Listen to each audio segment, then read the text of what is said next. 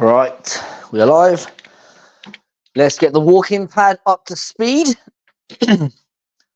Always feels weird getting it on a Monday because I don't use it much over the weekend because I don't have to. Let's get the speed up. Today we're going to cover something that I think it's probably the most important thing an executive needs to know if they want to, and I've put in the title, lose belly fat even if you're a busy 40 plus executive. But if you are looking to improve your health, reduce your risk of diabetes, cancers, all these horrible diseases.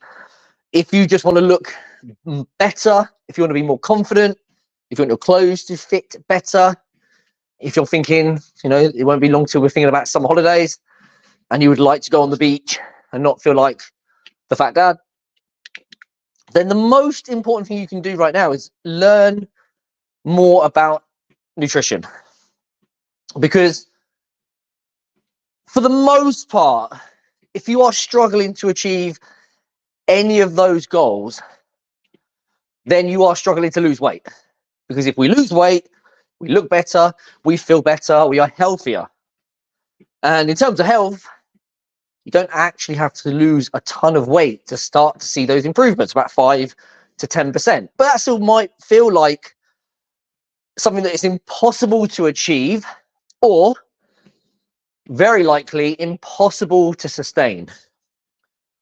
And the only way you are going to lose belly fat, and enough belly fat to feel confident, or enough weight to be healthy, and then maintain it, keep it off, and as I often say, just kind of get on with your life, is to have an approach to nutrition that fits your busy, unpredictable, unstructured, on the go, hectic lifestyle.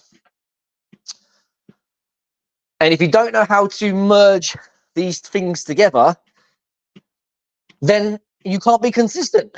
You can't do what needs to be done for any length of time. What ends up happening is you do it maybe for a month before a holiday, or you have like a burst of motivation. The new year is going to be a great example of that for a lot of men, where you kind of hyper focus on it. You do things that deep down that you dislike, or that aren't going to be very easy to continue with. And then at some point, you fall off the wagon, you lose interest, lose motivation, and you quit. That is what we need to fix. How do we get to the point where you just wake up every day and living healthily, eating well, making the right choices? And I'm going to stick to just nutrition in this live. Obviously, a part of this is down to the habits you have with exercise as well. But when it comes to the fat loss, your results are going to come from what you do with your diet consistently over weeks, months, and then if you want to maintain it for the rest of your life. The problem for most executives is they kind of have this all or nothing approach where there's no thought about weight loss, there's no healthy choices, there's just mindless eating and weight gain. And then on the other side, there is more of I'm all in, I'm a perfectionist, and I'm going to do this. This is what a lot of you will do in January, but both sides of that spectrum aren't good. One makes you overweight, obvious which one. The other one puts you in a position where you can lose weight for maybe a few weeks, and then you quit and you end up going back to the other end of the spectrum. So it ultimately causes weight gain. You need to be in the middle, or somewhere in the middle. That's kind of really vary from person to person. So let's go through a few things that you can do. What I just said in those last kind of 30 seconds to a minute is possibly the most important thing that you can all do. And that is to not be somebody who is all or nothing, who sees nutrition, health, fitness healthy eating, dieting as something you are either going all in on and doing or nothing at all, kind of binary. It just doesn't work. You have to be more fluid than that, where there are periods where you aren't eating as well. When I say periods, that might just be one meal is what you might consider a bad meal, just because you're out with a client or your team, family, friends, wives, whatever, and you have to be a little bit more relaxed with the eating. Now, we're going to cover some strategies, I'll get the word out eventually, on how to do that in a moment. But you still need the mindset that losing belly fat by eating well doesn't require perfection. You won't be perfect. You don't have a lifestyle that allows you to be perfect. The only people that are perfect are those, I guess, that have lifestyles where they can do it, but more likely are professional athletes where they literally their whole lives revolve around performance. If you are trying to play for a top sport, or you're trying to be a next gold medalist, a professional athlete, then yes, you should have everything dialed in, especially if you're world class, because it might be the difference between winning and coming second.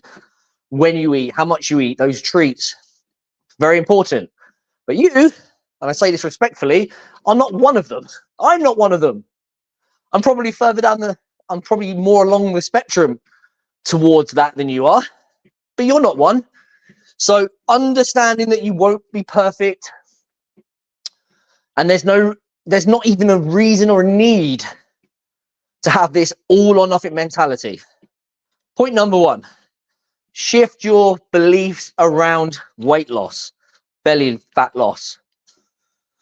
You don't have to be perfect, and hopefully that will stop you. And I talked about this the other day, quite a lot of detail, being that guy that every time he does something that he thinks is bad or wrong, he uses it as an excuse or just as a reason to start again on Monday. So don't be that guy. You're too busy. You don't have enough control. So that's the kind of mindset here, aside. The stuff that isn't very sexy, but of course is very important. We'll probably come back to that in a minute, but let's go into some strategy. So the mistake a lot of you guys are making with the actual strategy is making your nutrition plan. If you actually have a plan, for a lot of you, there's not going to be much of a plan, probably more of a set of rules. For example, you can't have these foods, you can't eat at this time, you must eat at this many meals per day, that kind of thing. Too many of you are making it very restrictive, very rigid is probably the best word, where there are a lot of things that you say or believe that have to be done, which work if you can do it. Going back to the example of the Olympic lifter or the Olympic athlete or the bodybuilder or anyone who's a professional, even professional actors are obviously going to be in a position where they got roles where they need to be in shape. They will be very, very perfect, and they will follow meal plans that are best described as kind of like bodybuilder like. That's where a lot of you go wrong. So you have these rules like, I will eat at this time, I won't eat these foods, can't have breakfast, or I can't eat after a certain time. I've talked quite a lot about the time that I cut carbs out of my diet after 4 p.m. because a magazine, well, it was a brochure that came with my supplements. I bought some fat loss supplements, which was stupid. And they were quite expensive for me back then. Something like £65 a month, which 20 years ago, it's actually, what you think about it, it's quite an expensive supplement. And then the brochure had like some tips for getting a six-pack. And one of the tips was don't eat carbs after 4 p.m.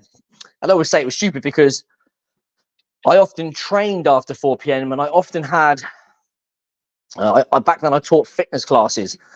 So you can imagine, start cutting out carbohydrates around the times you actually train is not the best idea for performance, especially if they're just lower in general. But back to you guys. This is one of the things you do. You make your diets too restrictive. So what do you do instead? Well, you need more of a framework that is flexible. So instead of having set rules, it's actually better just to have a few kind of just boxes to check. What would they be? They would be your calories and your protein. From there, you have a lot more flexibility. So notice how I didn't say, like, if you came to me as a client and you were like, you know, I travel a lot, I do a lot of entertaining, have a lot of client meetings, they're on these days or it varies. And then I said to you, okay, cool, here's your nutrition plan. And it was, you must have these meals at, you know, certain times in the day, like breakfast, for example, must be, I don't know, porridge oats, a scoop of protein powder, some fruit. A great breakfast, of course. But what if you haven't got time to have breakfast? Or what if you don't want to have breakfast? Or what if you need to use some of those calories for the evening? Because in the evening, you're going to be eating in a restaurant where food choices are limited, portion size is going to vary, you got a bit of peer pressure, you might have to have some alcohol. Doesn't make sense for me to tell you to have these strict plans rather than say, right, on average, your calories need to be this much. Let's say 2,500. On average, that's important. Your weekly calories are this much. And then you say to me, well, Monday, Tuesday, Wednesday, I'm just in the office. It's really simple. Nothing's going on really at the moment. That could change, obviously. But, you know, at the moment, Monday, Tuesday, Wednesday, I'm in the office or I'm working from home. I have much more control of my food. I'll go to the gym, I'll train, I'll walk the dogs, whatever it is. But Thursday, I've got this lunch. And Friday, I've got a birthday for my wife. Well, it makes far more sense for Monday, Tuesday, and Wednesday to have calories set lower so that you can have more food on the Thursday and the Friday. Ultimately, by the end of the week, you have consumed the right number of calories to be in a calorie deficit, which is where your body is restricted of calories, but in a controlled way, so that the energy you use comes from stored fat. Basically what we're using. Fat is like it's a stored energy source. You need to put your body in a position to tap into it. But if you don't know how to do that, you might eat the same calories every day.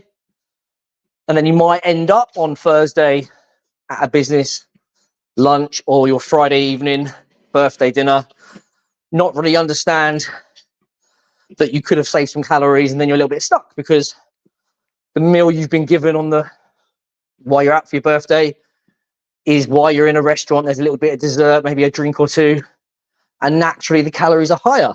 Even sometimes if you choose healthy choices, you don't quite know how they've been cooked sometimes, so sometimes you need a little bit of like margin for error. So understanding how many calories you need is the most important thing you could do there in terms of just pure strategy and numbers. Notice how I haven't really talked about how many meals to eat, when to eat them. Because I get this a lot. Guys will say, I'm struggling to lose weight. I think I need someone to tell me when to eat, and when to eat is a real common one. I don't really know when to eat. Well, in the grand scheme of things, for the most part, as we've seen with intermittent fasting studies and normal dieting, where the calories are more spread out, the results are pretty much the same. And yes, there are some things to consider in terms of energy, blood sugars, and of course, what is going to be slightly more beneficial for muscle building. But in general, you could have 2 meals, 1 meal, 25 meals. So long as those calories are correct, you'll get the same results pretty much. just down to you to really know how you want to spread those calories out in a way that fits your week. So there's your first point. Make sure you know how many calories you need. Point number two, still related to this, make sure you kind of understand how much protein you need. Typically can be a range, but just roughly how much protein you need. And it's probably a good idea to understand what that looks like in terms of food choices. So if I said to you, I would like you to have 180 grams of protein a day, probably doesn't mean a lot. But if I said to you, by the end of the day, you can have 2 scoops of protein powder, 1 serving of chicken, 200-ish grams, like a large breast, 1 8-ounce steak, a couple of 100 grams of Greek yogurt, and I made sure that what I told you to have, or I showed you what equaled 30, 40, or 50 grams of protein. As you go through the day, you're just a little bit more informed. So if you're at home or in the office and you have access to the food, you're cooking it yourself, you scan it into MyFitnessPal. After a while, you start to say, right, it's cool if I have these eggs with these chicken sausages and a bit of turkey bacon, that meal gives me 50 grams of protein. And protein rarely ever changes. It doesn't matter if you're trying to lose weight, sometimes goes up a little bit, but really, in the grand scheme of things, protein intake doesn't change a lot. So once you've got this understanding of what your needs are in terms of protein and what that looks like in terms of food choice and portion size, it's really quite easy from there. Like, in my mind, I can just be like, I can either have, in terms of getting 30 to 50 grams of protein, I can have 2 scoops of whey, I can have 5 chicken sausages, I've got these ready cooked little chicken fillets from Aldi. They come as a pack of 5. They're ready cooked. So I put them, you can have them cold, obviously. I like to put them in the air fryer. They come as a pack of 5 where you tear them off, but all 5 of them are 40 grams of protein. I've got some chicken skewers in the freezer. They're ready cooked, but I put them in the air fryer. 2 of those is 35. An egg is 5.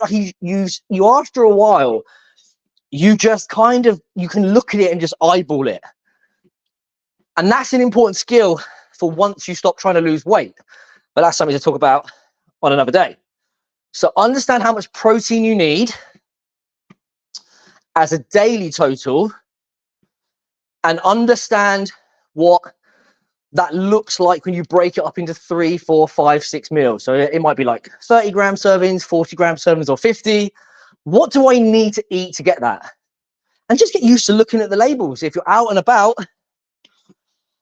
protein has almost become a fad now, probably the best one, but still everything, you know, we even have those stupid like high protein Weetabix cereals where, if I remember rightly, the protein is only up by about 4 grams per serving. It's really quite crappy, but it does show that protein became something that everyone jumped on, which means you now can go into pretty much any shop or any garage, petrol station, any supermarket, obviously.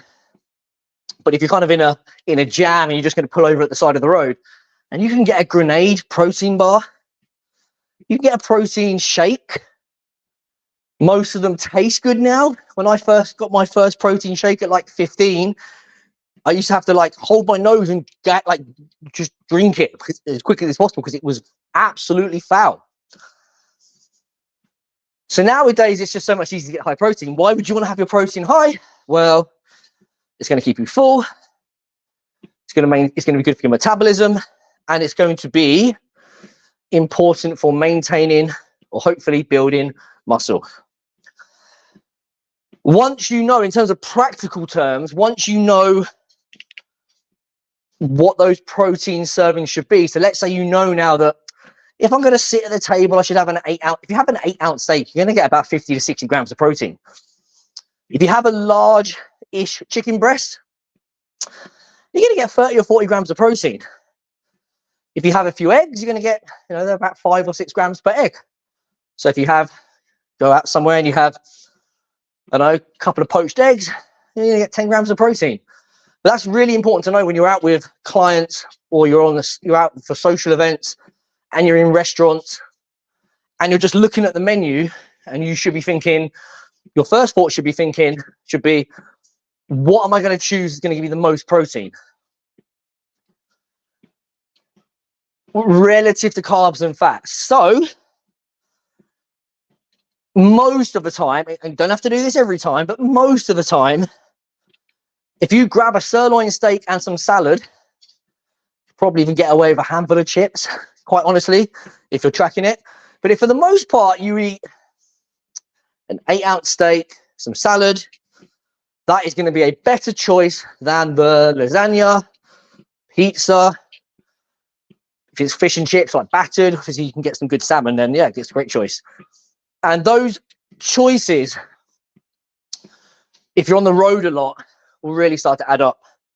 So far you've got this thing where you've got your calories set, you understand protein needs and protein portions in terms of like how you break it up over the day, and you understand that no foods are banned. That's the next one.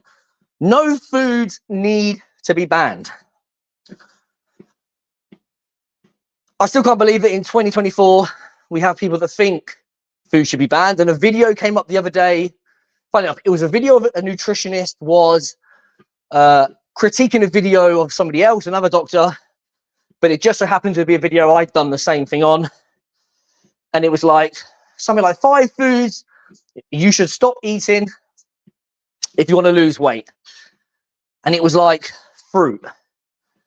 The second I hear someone say that you can't eat fruit to lose weight, they should be banned from posting on the internet. They should lose whatever qualification they have. It's ludicrous. In what world do people get fat eating fruit? Have you ever tried to eat a lot of calories from fruit? It's not very easy, unless you're blending it up and drinking it. But the point being is, if you've got this mindset that certain foods can't be eaten, it does make having a normal life quite challenging. And typically, if you start to cut out all the foods that you like going back to the start of this live, if you are the person that goes really extreme, kind of all or nothing, and you're the one that's going to be like, in January, no alcohol, no sugar, no bread, no pasta, no carbs at all, you will struggle. You'll either end up getting you'll have really bad cravings, or you just find you won't be able to stick to it in normal life. And why would you cut out all these foods when you could just do the next thing, which is track everything?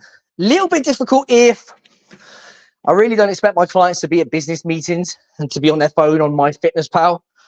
I mean, I would personally do that myself if it was me, because I would know what I'll do. I'll eat and I'll forget. But if you can just get into the habit of one of two things: tracking after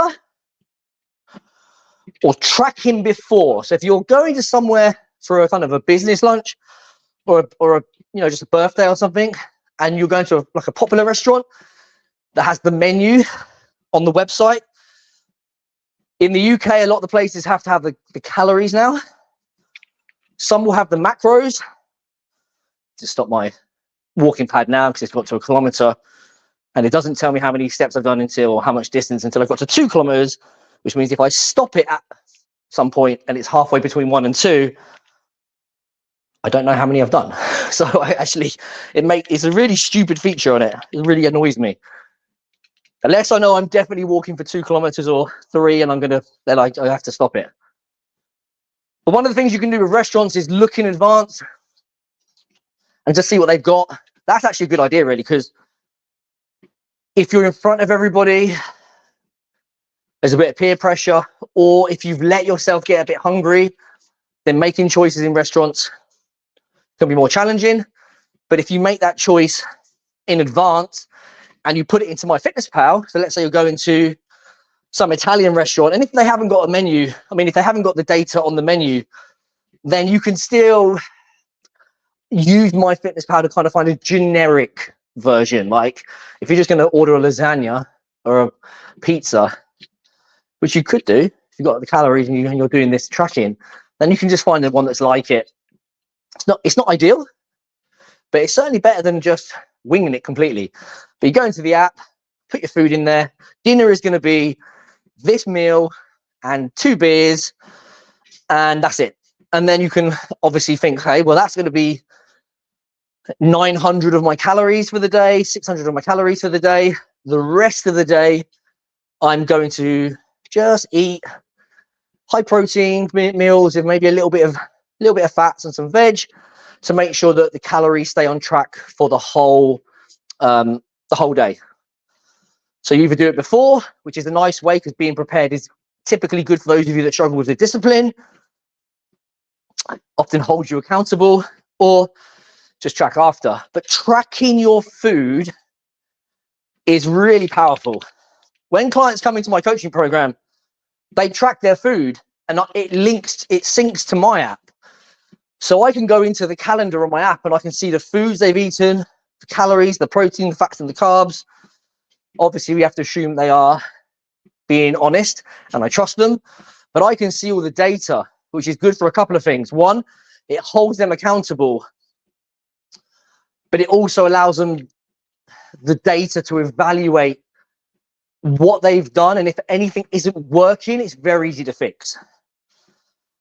So if you start tracking your food on MyFitnessPal, I've been there, and you decide to have, you decide you want to have a couple of packs of crisps, and you commit to tracking them, or it can, seeing your calories come down and eating something like a biscuit or two, or some, some crisps, or a couple of beers, like knowing that you've used some of your calories up, sometimes is enough to think to yourself, I don't know if it's worth it.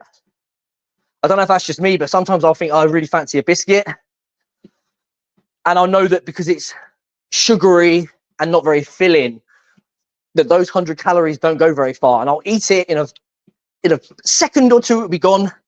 And then after, I'll be thinking, was that biscuit worth it? Often it isn't worth it, quite frankly. But often tracking your food will make you do that. So that really sums up the things you need to do. You're not going to have an all or nothing approach. You're not going to follow the typical dieting rules where foods are banned. You must eat a number of meals. You must eat at certain times. So all of a sudden, you've got this situation where calories matter, protein matters, and overall food choice matters. But when tracked, you get a system that is flexible enough to be adaptable to your lifestyle, but still has boundaries to keep you in check. So it's not like you're completely winging it, because you might only have 2,500 calories to use and need to have a certain amount of protein. But at the same time, you can move all those variables around. You can change them to be high and low on different days. You can have the odd treat if you want it.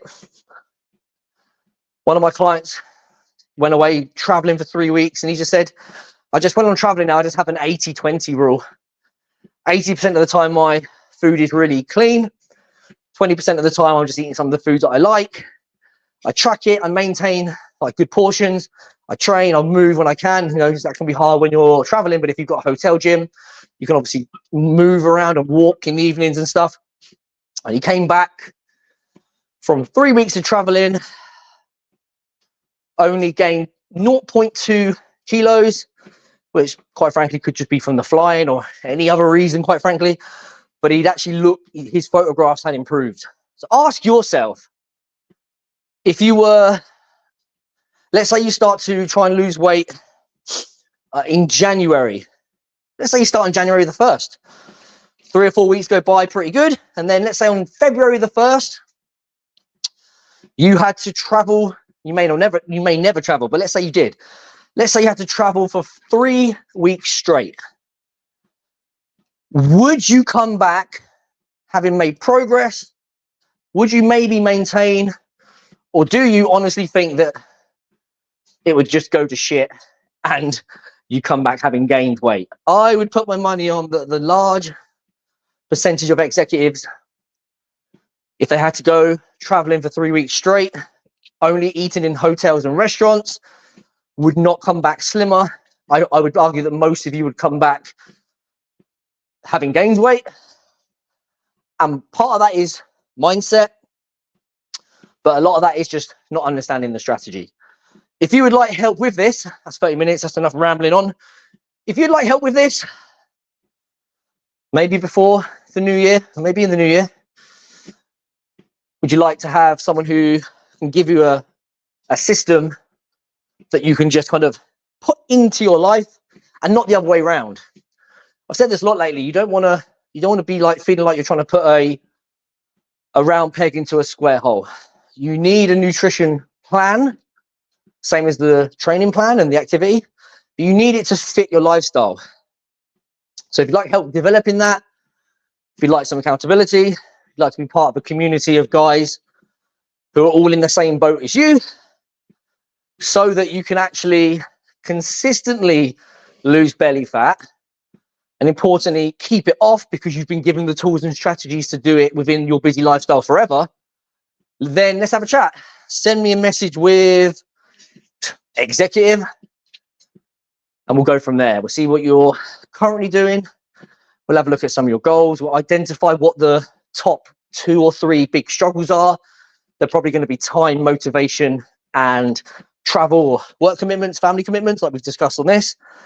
And then we can put together an action plan to change that so that next year you can be in great shape, you can have more energy, you can feel great about yourself, you can have better health, but you can feel confident that all those things are here to stay.